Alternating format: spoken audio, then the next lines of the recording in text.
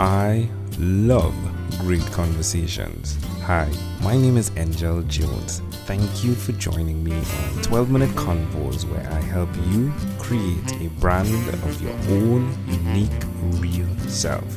Listen in as I have conversations with amazing people from all over the world. Good night, Ashwin Krishnan. How are you going on this wonderful, beautiful night? I'm doing really well, really excited to talk to you today. Yeah, it's a great pleasure to connect with you, Ashwin. What part of the world are you in right now? I'm right now in California. All right. And which of your talents is responsible for us connecting at this time? I believe it's the podcasting, which I've highlighted on my LinkedIn title, and I think that probably got your attention, and that's why we're talking. Yeah, most definitely. Podcaster, family podcaster. Tell us about your podcast, please. So I have actually started a podcast series on a portal called ITSPmagazine.com, and it started off as essentially educating the general populace about how intrusive we are allowing technology to invade our lives. And it's titled The Moral Compass, to both educate you and me as technology users, but also shine a light on the large properties, social properties like Google and Facebook and Amazon, and shedding more insight into what they are doing to our lives and empowering people to stand up for themselves. Yeah, I think so. So I listened to the podcast and it was pretty intriguing. Well, this particular episode, which was episode, let me see if you have them numbered or you do not. I'm not seeing it numbered here. But the episode I listened to was on bullying, on cyberbullying. Pretty intriguing stuff there. Like, where did the inspiration come to bring this information to the public? Yeah, so it's one of those things where bullying has always been something that we've all either encountered or seen or so forth, right?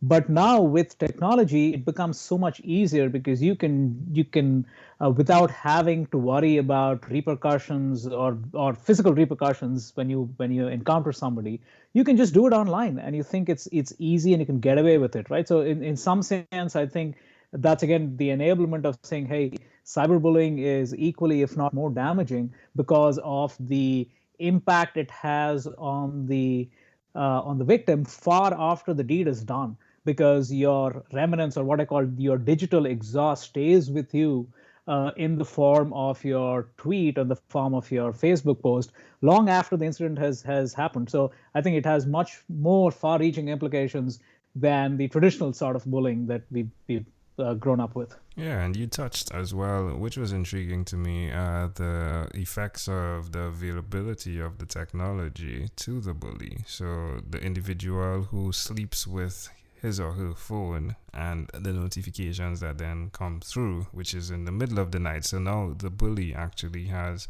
a lot more access than previously. Correct, exactly right. And a bully typically is one that we've all seen as, I mean, if you stand up to them, they walk away or they go find another victim. Not so in the cyber world, because they can always stay connected and they can change names. They can hunt you down regardless of whether you're on Instagram or Pinterest or something else. So I think the pervasiveness of technology and the means to go after your target becomes so much easier. And I think that is a bigger issue.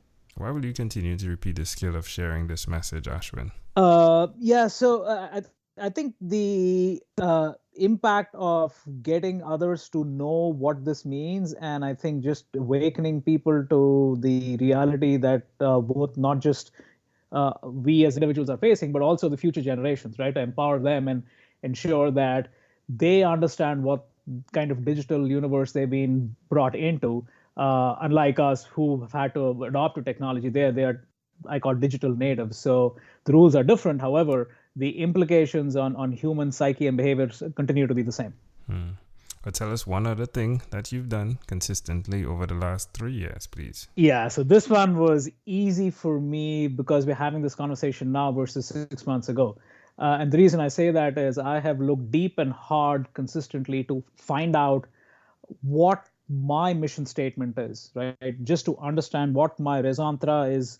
And I think that has resulted in actually something that culminated, I'd say probably about 3 months ago, where I truly have a mission statement that I can stand up to. And I'll hold that mission statement suspense a little while longer, but that's consistently what I've been doing for the last 2 years. How does it make you feel to have finally cracked the code on this mission statement? I think it's very empowering. It's very liberating. And I think more than anything, I think what I have seen happen is I'm able to inspire others to start asking the hard questions when they start looking inside.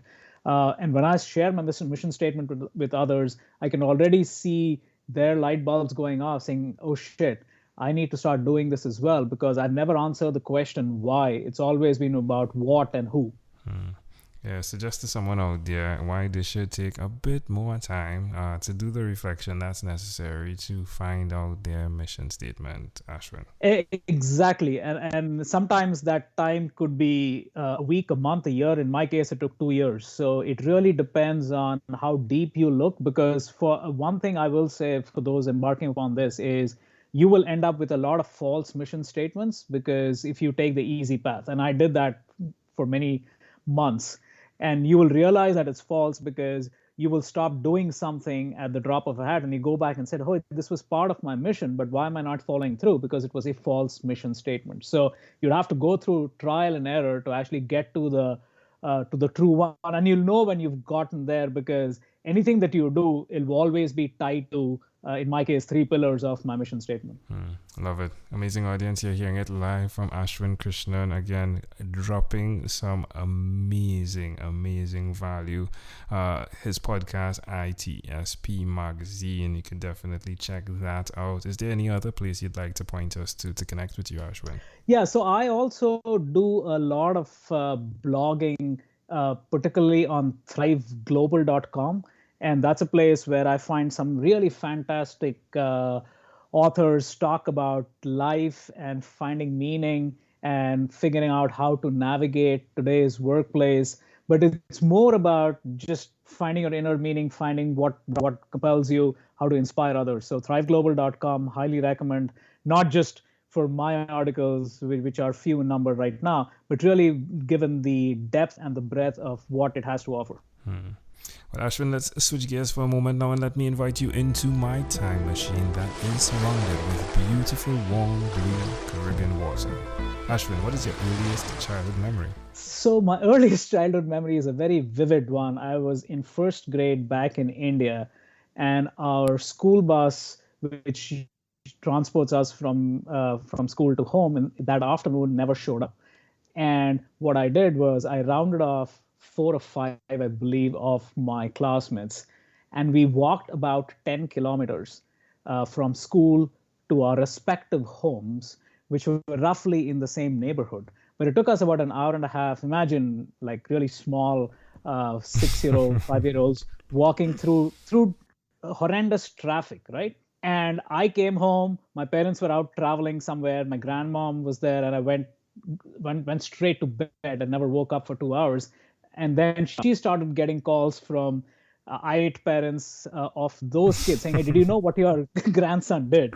Right? So that's a really vivid memory that I can never shake off. Wow. How do you see that memory connecting to who you are today? I think if I connect the dots, what it tells me is I've always liked pushing boundaries, and sometimes it's uncomfortable. But if you don't push boundaries, you will not know what you're capable of, right? And I think for me, the awakening, like I said, happened about 2 or 3 years ago, and I've been consistently pushing boundaries, and it's been very, very uplifting and empowering. I love it. I'll add to as well, if I may, you are leading as well, right? Like you didn't push the boundary only for yourself. Like you actually created a path for others as well. Absolutely. If we fast forward to when you were 12, what was your favorite song? So I thought about this. I think the favorite one was ABBA's Chiquitita. All right, big tune. All right, my friend. Well, we've arrived at our destination now, but before we get off of this time machine, there is a small declaration form. So it's a yes or no, possibly a bit more. Ashwin, are you ready? We're going to move pretty quickly here. Absolutely. Ashwin, have you chosen someone to pass on your skills to? I have a group of mentees that I regularly meet, and I hopefully they are getting inspired and to find their own mission statement. Are you married? Yes. Do you have children? Yes, one. Do you believe in God? Yes. Do you have an inner circle of friends? A few. Do you watch TV for more than 3 hours a day? No. How about 3 hours a week? Probably, yes. What about screen time, the phone and or the computer? Is it more than 8 or less than 8 hours a day? More than 8, I'm sorry to say. Ashwin, if you had to share with us your own unique real statement, the statement that we've been waiting for, right? What would you say that is? Okay, so this is it. It is connecting the disconnected to empathize. That's pillar 1. Demystifying the complex to educate, pillar 2. Enriching the mundane to elevate, pillar 3. That's my mission statement. Love it. Love it, love it, love it. Wow. Ashwin, this has been a great pleasure, my friend. Before you leave, is there anything else you'd like to share with our amazing audience? I would really urge every one of you to start looking deeper and inside of you to figure out your own mission statement. It's going to be hard. It's going to be painstaking. You're going to come up with a lot of false conclusions, but if you stay with it, you will reach, and once you reach the destination, I assure you it's beautiful, and you'll regret not having reached there sooner. So urge you, find it and then stick with it. Ashwin Krishnan, a great pleasure. Thank you again for sharing the 3 pillars, my friend. Ashwin Krishnan, thank you for being on What is Inspired by 12-Minute Convos with Angel Jones. Thank you, Angel, for your great conversation. Thank you for being on 12-Minute Convos with Angel Jones. Stay tuned for more from our advertisers. Diabetes is a mountain pandemic. It's a disease that's not acute but chronic. Similar to this rhyming method, I have simplified the definition, the signs and symptoms, and the complications of diabetes for both adults and children in my books, Poems for Patients, A Focus on Diabetes, and The ABCs of Diabetes for Children. These books are available on Amazon.com, and for more information, you can visit my website, poemsbyaj.com. That's poemsbyaj.com.